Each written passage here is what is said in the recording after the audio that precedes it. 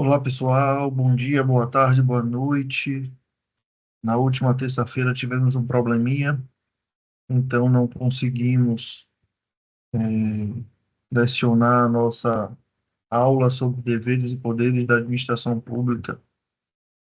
Então, diante disso, prometi que faria uma gravação para deixar disponível aí para vocês, porque podem ver em qualquer horário e ficar melhor para cada um. Gostaria de ter gravado essa aula antes, para terça-feira agora, daqui a 2 dias, a gente poder revisar, mas infelizmente não foi possível. Só estou fazendo isso agora no domingo à noite. Espero que na segunda vocês consigam ver. Não vai ficar uma aula muito grande, não, uma aula bem objetiva. Para terça-feira a gente fazer revisão de princípios e dessa aula de hoje, que são deveres e poderes da administração pública. Aqui no nosso Word, que eu sempre disponibilizo para vocês depois da aula, nós temos todo o conteúdo da aula de hoje. Deveres e poderes da administração pública. Então, eu espero que vocês compreendam aquilo que eu vou deixar agora, que eu vou transmitir agora. Qualquer dúvida, durante nossas aulas, vocês podem fazer as perguntas que forem necessárias e nós sanaremos qualquer dúvida que venha a ter. Então, vamos começar pelo começo. Temos aqui deveres da administração pública. Na verdade, tudo que está aqui dentro dos deveres nós já estudamos, certo? Isso, na verdade, é uma preciosidade doutrinária quando ela traz esses deveres, porque é, tudo que nós já falamos de princípios, e que nós estamos falando desde o primeiro dia de aula, lá em janeiro, né? Já tem a ver com isso aqui que falam nos deveres. Os poderes não, poderes já tem algumas coisas mais específicas que a gente tem que aprender, que pode ser novidade para vocês, mas aqui não vai ter nenhuma novidade, porque a administração pública, ela tem uma série de deveres, já que ela caminha dentro dos limites da lei. O princípio da legalidade não diz isso, ela só pode fazer aquilo que a lei permite. Então, se ela tem que andar dentro dos limites da lei, ela tem o dever de agir dentro desses limites, de ser eficiente, de ser proba, né? Então, quando fala em juridicidade, é o dever de legalidade, é o dever de cumprir sempre a lei, porque não é permitido à administração pública fazer algo que não esteja previsto em lei. O dever de agir, que é o próximo, ele tem a ver com a obrigatoriedade de cumprir a função pública, que inclusive é um dos princípios que nós vimos, né? Enquanto o dever de juridicidade ele vem com a obrigação de cumprir a lei, com a obrigação de prestar contas, né, de tudo aquilo que gasta, que esse dever de prestar contas está diretamente ligado também ao dever da juridicidade. O dever de agir ele já vem no sentido da indisponibilidade do interesse público, está por trás do dever de agir, porque o agente público ele não tem opção, ele não vai escolher se deixa ou não de cumprir as determinações legais. Ele tem a obrigação de cumprir as determinações legais, porque a sua omissão pode gerar algum tipo de consequência, ou para um particular, ou até para o próprio Estado, né, essas consequências. Então, ele é obrigado a executar suas atribuições legais. Isso é o dever de agir. Já o dever de probidade tem a ver com o princípio que nós estudamos da moralidade administrativa, o dever de ser honesto, o dever de agir sempre dentro das boas práticas administrativas, sempre dentro da moralidade, sempre dentro da boa-fé, sempre dentro da honestidade, certo? Então, o dever de probidade decorre justamente dessa responsabilidade de agir de forma honesta. Probidade significa honestidade. E, por fim, o dever da eficiência, que eu disse para vocês que era muito prático, muito rápido esse assunto de hoje, né? Por isso que eu escolhi ele para gravar essa aula, já que era o menor assunto, que atos administrativos e agentes públicos é muito grande. Então, não dava para eu gravar uma aula sobre os dois assuntos, atos e agentes, porque a gente ia acabar se perdendo aí no meio do caminho, né? É, Era necessário ter vocês comigo. Então, sobra agora aqui o dever da eficiência. Não tem como a gente não lembrar de tudo que a gente falou esse semestre. Então, o dever de ser eficiente tá dentro da ideia também de cumprimento dos princípios, né? Então, quando você fala de uma atuação mínima aceitável, um mínimo tolerável de qualidade, né, na prestação da função administrativa, nós estamos falando do princípio da eficiência. E pode ser em qualquer viés. No viés do agente público desenvolvendo sua função, no viés dos meios que estão disponíveis para exercer a função, no viés de toda a infraestrutura, enfim, a gente precisa ter um, todo um ambiente propício para que a gente fuja daquela gestão patrimonialista recheada de vícios, onde as pessoas utilizam a administração para benefício próprio. Então, a gente foge disso para ter uma gestão cada vez mais gerencial, que nós já falamos disso lá atrás, dos modelos de gestão. É aquela gestão baseada na eficiência, baseada no aperfeiçoamento cada vez mais dos serviços públicos. Então, esses deveres já não é nenhuma novidade para vocês. Diante disso, a gente passa para o próximo tópico, que cai bastante em concurso público e OAB, que são os poderes da administração pública. Alguns desses nós já tratamos aqui, nós já conversamos sobre eles, ok? Mas, de qualquer maneira, a gente vai mostrar como cada um deles funciona. A gente falou no princípio da legalidade que o gestor público está preso à lei, né? E aqui no dever de juridicidade também, que está preso à lei. Mas essa questão de estar preso à lei, ela pode vir de duas formas, vinculada ou discricionária. Quando a lei não concede liberdade, ou quando a lei concede margem de liberdade.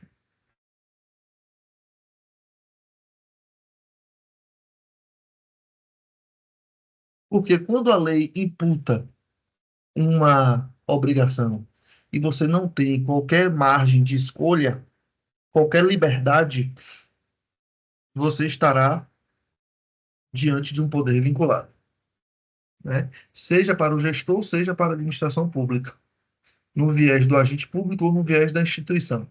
Tanto, não importa. E, por exemplo, um gestor que fica doente, a junta médica oficial confirma isso e ele precisa ser afastado. A administração pública não tem opção, ela está vinculada, ela tem que afastar, né? Mas agora um gestor que pede uma licença para cuidar de assuntos pessoais. Aí a administração pública já é discricionária, vai decidir se concede ou não aquela licença. Porque é a lei que vai determinando isso. Quando a situação não tem margem nenhuma de liberdade ou quando a situação tem margem de liberdade, entendeu? Por isso que eu gosto de tratar do poder vinculado e do poder discricionário juntos, para que vocês entendam a diferença. Porque no poder vinculado, a lei vai definir completamente todos os requisitos que devem ser cumpridos. Então, a administração pública ela vai estar totalmente presa à lei e não vai ter nenhum desvio, nenhuma margem para decidir como atuar. Não tem, ok? E qualquer coisa que desvie disso e vicie essa obediência à lei, vai estar incorrendo em ilegalidade e vai transformar o ato em passível de anulação, como nós vimos no princípio da autotutela, tá? Já no poder discricionário, está preso à lei também, mas é como se a lei colocasse um campo de atuação definindo limites mínimos e máximos, onde a administração pública não vai poder atuar fora desses limites, certo? Ou seja, é a lei dando margem de liberdade para que o gestor público, a administração pública, possa escolher a melhor forma de agir em cada caso. Mas a lei está dando esse parâmetro, não é completamente solto. E isso ocorre no chamado mérito administrativo. O que seria esse mérito administrativo ou mérito da administração pública? É justamente essa discricionariedade, quando a lei ela vai agir com oportunidade ou com A lei não, o gestor vai agir com oportunidade ou com conveniência. O mérito é agir por oportunidade ou por conveniência. E que oportunidade e conveniência? É com base em que isso? Com base no interesse público. Ok? Então é isso. Por sua vez, o poder regulamentar, ele pode ser chamado também de poder normativo. O próprio nome já diz, regulamentar, normatizar. Eu estou falando de quê? Ele está falando da função que o Poder Executivo tem de, ao executar as leis, criar atos administrativos que regulamentem essa lei. Porque você não tem como pegar a lei e já aplicá-la no caso concreto diretamente. Não. Para isso acontecer, você precisa regulamentar essa lei. Você necessita desses atos administrativos que vão complementar a legislação e permitir que a legislação seja aplicada de forma eficaz e eficiente no caso concreto. Sem essa interpretação da lei para aplicação concreta, a coisa não funciona. Então, os atos regulamentares ou atos normativos, eles servem para isso, ok? Existem os decretos autônomos que não estão baseados na lei, né? Que são exceções permitidas pelo chefe do Poder Executivo. Mas, em regra, esses atos administrativos regulamentares, eles não podem contrariar nem extrapolar os limites legais, pois eles estão apenas regulamentando a lei. É como se estivesse traduzindo a lei para aplicação no caso concreto. É a função típica do Poder Executivo, administrar o país através da execução das leis. E como é que, antes de executar as leis, precisam de atos administrativos que interpretem essas leis. Então, esse é o poder regulamentar. Geralmente vai vir a partir de decretos, regulamentos, portarias, resoluções, enfim, tudo aquilo que ajude a, a atingir o objetivo final, né? Então, quando a gente pensa no poder legiferante, que é a lei, ou no poder regulamentar, que são os atos administrativos, são atos gerais e abstratos. Eles não vão estar pautados em nenhuma situação concreta, não vão estar, não. Porém, a gente tem que pensar na lei como um ato originário e no ato administrativo como um ato derivado, porque ele deriva da lei. Compreenderam? E por quê? A lei é emanada do legislativo, de onde vem tudo no nosso país. O legislativo é que manda tudo, manda em tudo. Enquanto o poder regulamentar vai ser emanada da administração pública. Por isso que é um ato derivado. O ato administrativo deriva da lei. Porque a lei ela vai inovar o ordenamento jurídico, ela vai trazer coisas novas, vai regulamentar tudo que existe no nosso país. Enquanto o ato administrativo ele vai dar fiel execução à lei, vai regulamentar, tá bom? Então, o nosso próximo é, poder seria o poder hierárquico, que é o poder de você organizar, escalonar, infraordenar as funções na relação hierárquica, né?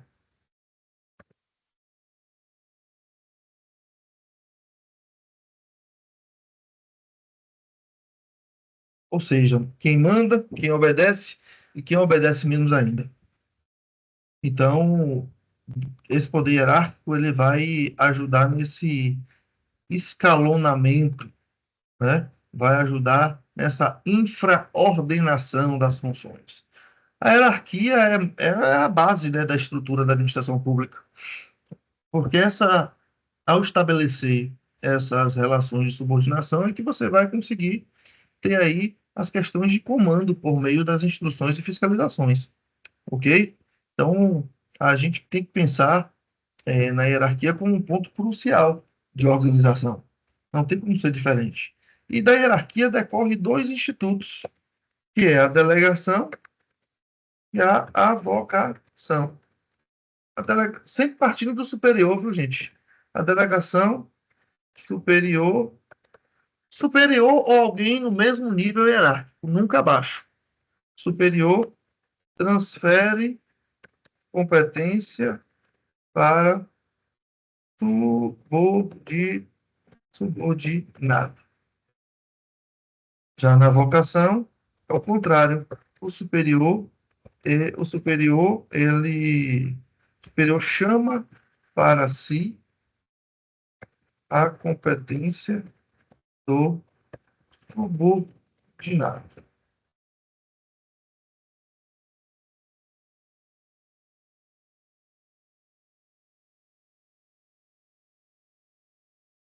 Fenômenos diferentes. Enquanto a delegação, o superior está transferindo a competência que é dele para o subordinado, na vocação ele vai pegar a competência do subordinado e trazer para ele. Mas tudo isso decorre da hierarquia. Inclusive, se você for para o serviço militar, hierarquia é uma das bases institucionais do serviço militar. É a hierarquia e a disciplina. E, por fim, aqui nós teremos dois poderes: os poderes disciplinar e os poderes de polícia. O poder disciplinar, aliás, poder disciplinar, não, ambos, tanto o poder disciplinar quanto o poder de polícia, ambos têm o objetivo de disciplinar, de corrigir o que não está legal, né, para fazer com que as coisas funcionem melhor. A diferença é que o poder disciplinar é interno e o poder de polícia é externo, certo? Então, se a gente parar para pensar sobre esse viés, o poder disciplinar, que vai ser o interno, claro que a punição vai ser a última ratio, mas o objetivo inicial do poder disciplinar não é punir, é fazer com que as coisas caminhem direito. Então, ele pode vir para corrigir. E se para corrigir for necessário punir, então vamos punir. As correções, por exemplo, que passam pelos tribunais, não passa já punindo, mas passa dando uma série de ordens e advertências. Mas a advertência também é uma punição, né? Mas não é nem advertência, passa dando recomendações, porque a advertência é uma punição. Passa dando recomendações, ó, oh, não tá legal, vamos agir dessa forma, daquela forma. Se continuar dessa forma, aí vamos para a punição. Porque o poder disciplinar ele vai ter a função de aplicar, né, as sanções administrativas.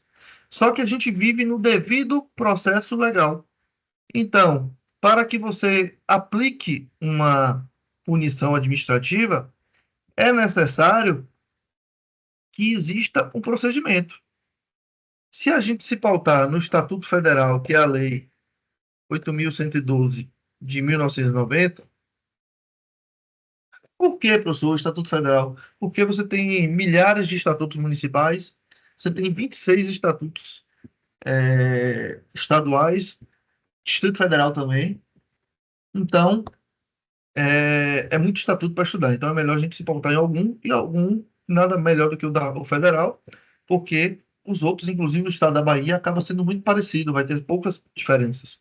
Ok? E na Lei 8.112 diz que para punir é necessário ter um procedimento, que vai ser uma sindicância ou um processo administrativo disciplinar.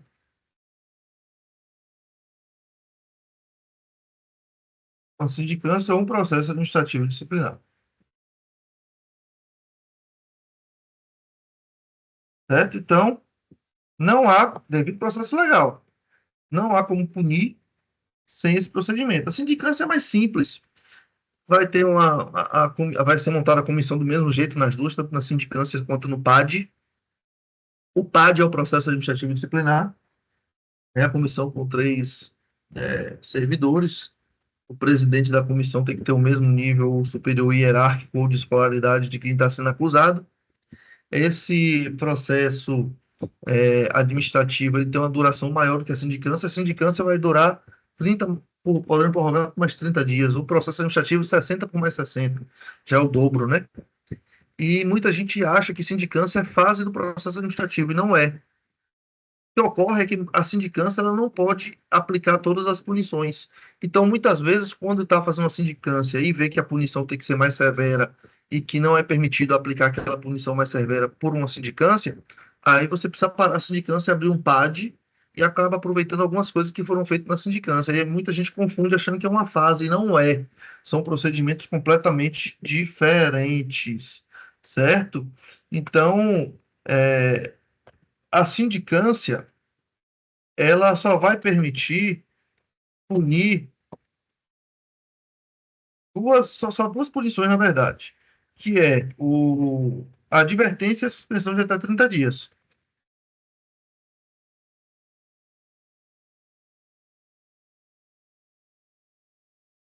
Não permite mais do que isso. Se ficar comprovado que é necessário ter uma punição a mais do que isso, vai ter que ir para o processo disciplinar.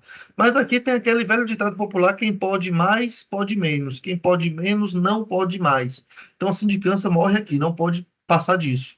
O processo administrativo disciplinar, ele pode aplicar uma advertência, ele pode aplicar uma suspensão de até 30 dias. Mas além das punições da sindicância, ele vai poder aplicar a demissão, a destituição de cargo comissionado, a cassação de aposentadoria, a cassação de disponibilidade. É, quem nunca viu isso aí, eu vou explicar o que significa cada um, viu? Mas é isso, cassação de aposentadoria, mas tem também tá faltando um, acho que é a destituição de função comissionada. Eu botei, né, cargo comissionado. Mas cargo comissionado ou função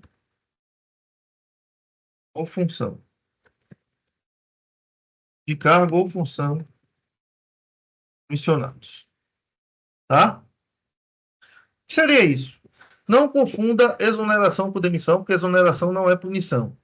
Não é punição, são situações que ocorrem que a lei permite que seja exonerado. Ou eu estou no cargo comissionado, livre nomeação, livre exoneração, por aí vai.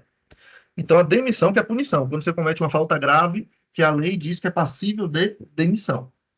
Só que toda vez que uma falta grave for passível de demissão, mas você esteja numa situação que não é permitido, que não é permitido demitir, aí o nome muda, porque todo o resto que está aqui tem o mesmo efeito da demissão, o resto que está aqui. Né? Eu acho que fica melhor fazendo assim, né? Quer ver? Olhe bem.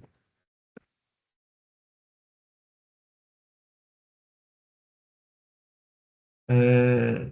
Apareceu uma zoada aqui, eu achei que tinha alguém entrando na sala, eu já ia falar, oh, que bom, algum aluno aí para compartilhar, mas na verdade não tinha ninguém não, né? Aí, quando você vem para esses aqui, é a mesma coisa da demissão, o mesmo tipo de situação que leva a demissão, leva a isso. Mas uma pessoa que está em cargo ou função comissionada, essa pessoa ela pode ser exonerada livremente. Mas se ela cometer uma falta grave, a exoneração para ela é um prêmio. Então, para que ela não seja premiada e saia sem ser punida, você pode abrir um PAD para ela ser destituída. A destituição vai ser uma punição para a ficha dela ficar suja, entendeu? Já quando você se refere à cassação de aposentadoria, é uma pessoa que cometeu uma falta grave passiva de demissão, mas veio se aposentar antes da administração abrir um processo, porque se abrir o processo não pode se aposentar. Então, depois que ela se aposentou, foi que o processo foi aberto, porque prescreve em 5 anos o direito de punir. Então, em 5 anos pode abrir em qualquer momento. Imagina que ela cometeu uma falta grave esse ano e já se aposentou no final do ano, entendeu? Aí não tem mais como demiti-la porque ela está aposentada, então você vai caçar a aposentadoria, caçar mesmo, já era, perdeu. E a disponibilidade são aquelas pessoas que estão em disponibilidade porque não tem um cargo para titularizar por alguma situação que aquele cargo foi extinto. Então, elas estão em disponibilidade esperando ser aproveitadas em algum cargo. Então, essas pessoas também podem ser cassadas a sua disponibilidade. Então, o poder disciplinar, em resumo, ele vai disciplinar os agentes públicos. Ele tem a função de corrigir as atitudes indesejadas na administração pública. Por fim, nós temos aqui o famoso poder de polícia, certo? Não confunda poder de polícia, que eu não estou falando de polícia civil, polícia militar, polícia federal. Não estou falando disso. Aqui eu estou falando administração pública agindo com poder de polícia. Ele vai disciplinar os cidadãos. O próprio Código Tributário traz essa definição do que seria o poder de polícia lá no artigo 78, que ele vai falar que o poder de polícia é uma atividade da administração pública que limita, disciplina, né, que vai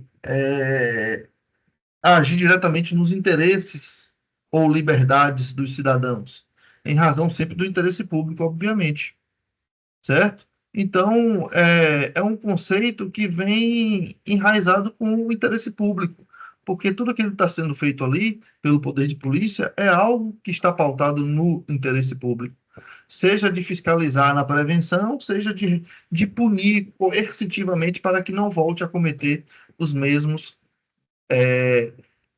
as mesmas atitudes ilícitas. E mesmo que seja com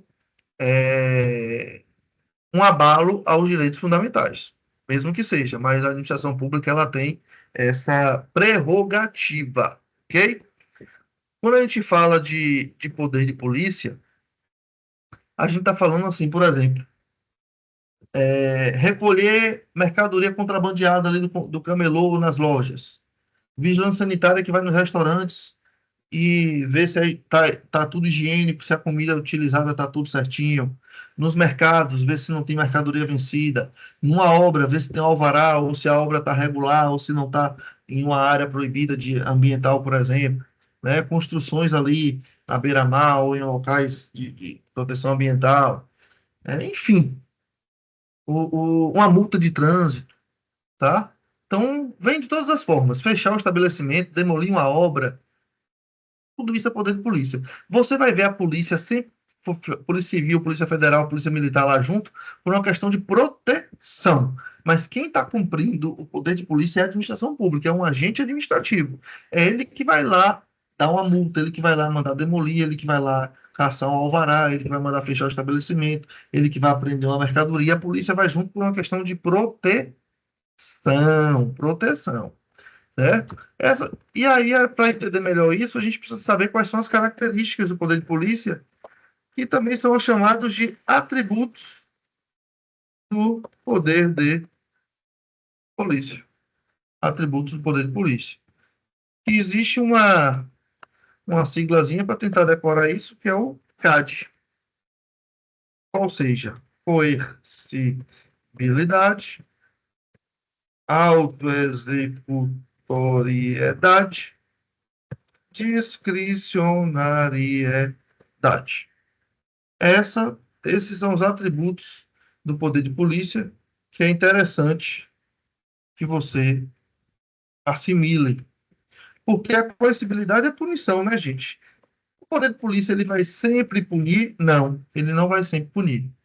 Mas ele tem a prerrogativa de punir se for necessário. Agora, o que é autoexecutoriedade? Autoexecutoriedade, coercibilidade, vocês sabem, né? É punir, é coercitivo. E autoexecutoriedade? É quando o poder. É quando não. É porque a administração pública ela pode executar suas vontades sem necessidade de recorrer ao judiciário. Então, se eu vou, por exemplo, mandar demolir uma obra, eu particular, professor Rafael, alguém faz uma obra num terreno meu. Pelas vias lícitas, eu não posso chegar lá derrubando tudo. Eu tenho que ir para o judiciário, informar o acontecido, pedir autorização para aquela demolição, que são as vias lícitas. Agora, a administração pública, não. Tudo aquilo que a lei define como prerrogativa dela, ela vai lá e faz. Ela não precisa do poder judiciário. Isso é auto-executoriedade. Ok? Já a discricionariedade que a gente acabou de ver é a liberdade de atuação. Olhe bem, o dever de atuação no poder de polícia, esse dever é vinculado. Você é obrigado a agir. Agora, a forma de agir é que é discricionária. Como eu vou agir? Eu vou só dar uma advertência? Eu vou multar? Eu vou fechar esse estabelecimento? Eu vou demolir a obra? Eu vou apreender a mercadoria? A minha forma de agir vai ser de acordo com a necessidade do caso concreto. Isso é discricionariedade. Tá bom? Esses são os chamados atributos do poder de polícia ou características do poder de polícia. Quando a gente vem agora para o ciclo do poder de polícia, nós temos aí 4 ciclos, que é a ordem, o consentimento, a fiscalização e a sanção. Vamos botar aqui?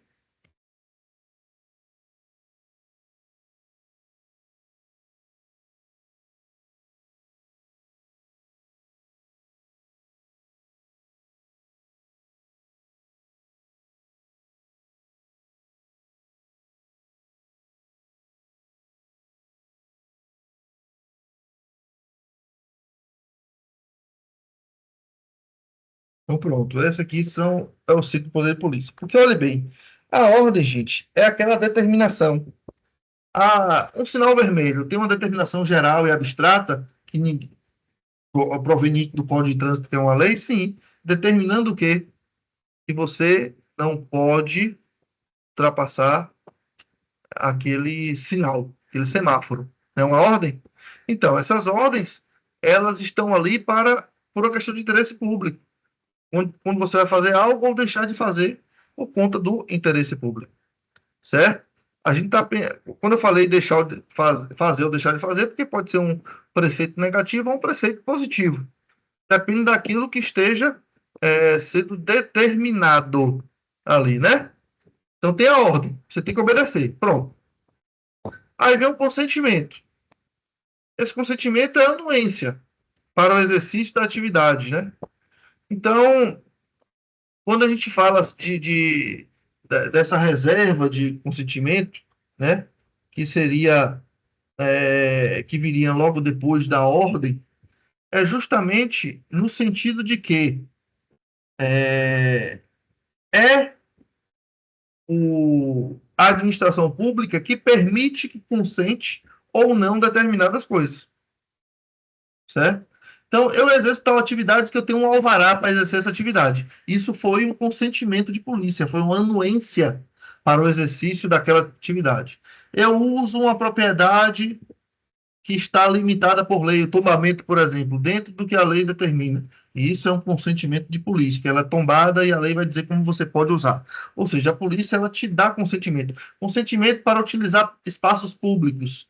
Consentimento de polícia, a administração pública que consente. Ok? E o terceiro ciclo é o quê? Fiscalização. A administração pública ela tem que fiscalizar para saber se as ordens estão sendo cumpridas e se os consentimentos estão sendo exercidos conforme a autorização, conforme foi determinado. Então, se na fiscalização perceber que não estão cumprindo as ordens de polícia, ou que a forma como foi consentida não está sendo cumprida, aí eu venho para o último ciclo, que é o ciclo punitivo, o ciclo coercitivo. Por isso que eu disse que a coercitividade pode nem sempre aparecer, mas ela vai vir como última rácio em caso de desrespeito à ordem de polícia que foi dada lá atrás. Ok? E quando a gente fala de limites do poder de polícia? Aí a lei, né, gente? A própria lei limita o poder de polícia, a moralidade limita o poder de polícia e a proporcionalidade. Por que que eu estou colocando esses três aqui?